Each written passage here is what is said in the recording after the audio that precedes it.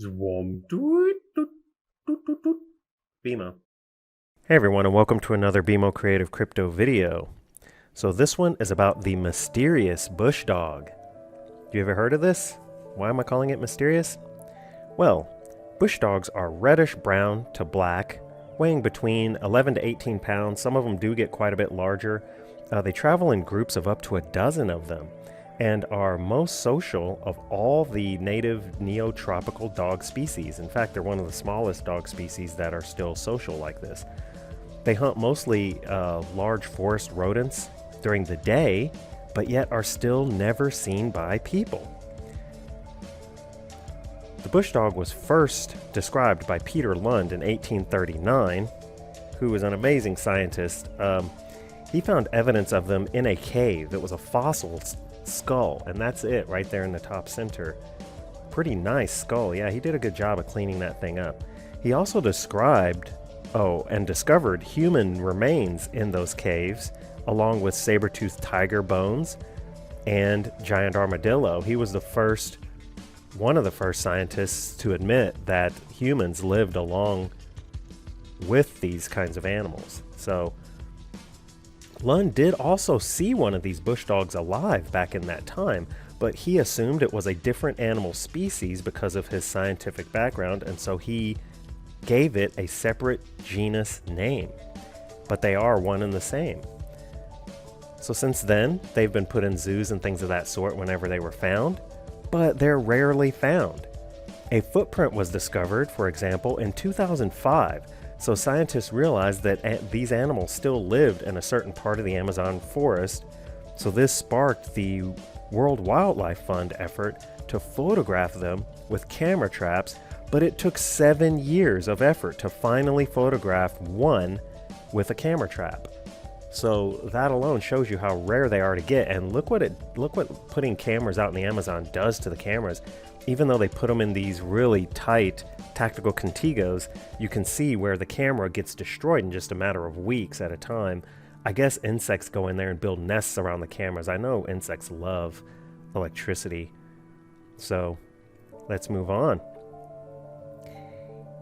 Even to this day, locals, natives, wardens, and residents of the region, who are extremely good naturalists, I might add, people like the Quechua and the Shuar and the Horani cultures could live their entire lives in the rainforest but never see a bush dog. Some of them don't think they're real. They call them vinegar dogs, and anytime they smell a sour smell, they say that it's because of a vinegar dog, like it's some sort of mythological creature.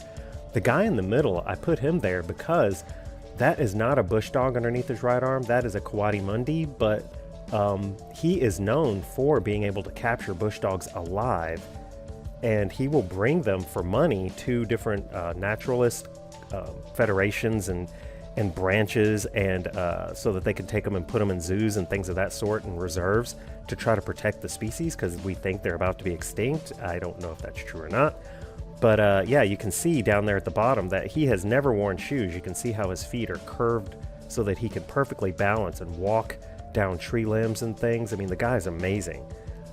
So anyway, there are at least 2 species of prehistoric dog in the Amazon. They're both under the Spaesos genus, and then the Veneticus and the Passivorus, which they say is extinct, but there's a picture of one right there in the bottom left that they've discovered that, oh yeah, they might not be. In 2020, they were caught on camera traps of the wildlife rescue center called the Marizonia, near the Rio Anzu Reserve, living unseen, silently going about their business. Marizonia even caught 2 more of them in the next 2 years following. So in 9 years, they got 3 shots, I guess. They have accumulated about 9,000 camera days, not hours, days, to get these 3 detections. So they have an average of about 1 detection per every 3,000 camera days, which I've been told is typical for elusive animals like this. So, wow, that's gotta have a lot of patience to go through all of those frames and looking for what you're trying to find.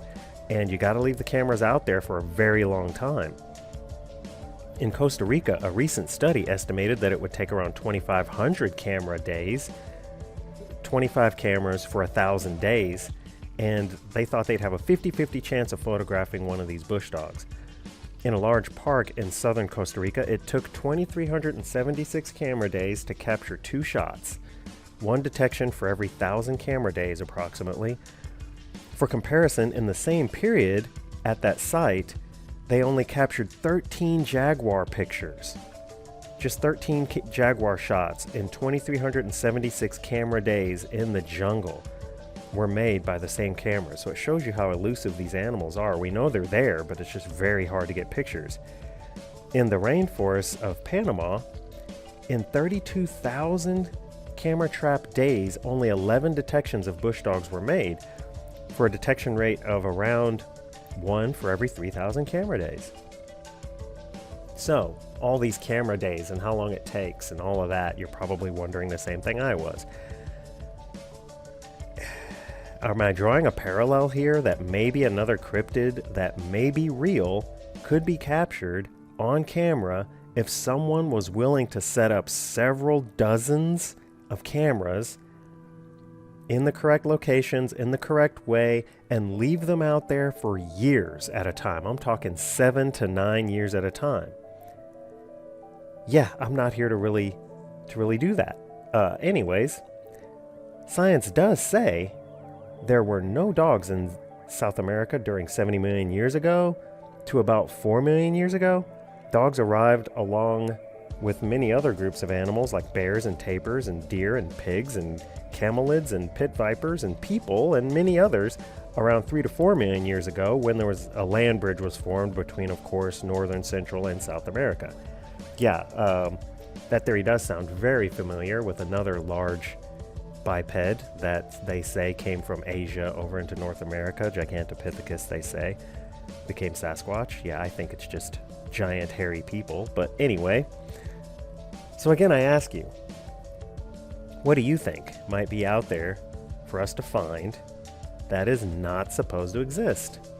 Leave a comment below. Anyways, that's going to do it for this one. Please leave a like and subscribe to BMO Creative for more crypto videos. Thanks. Bye.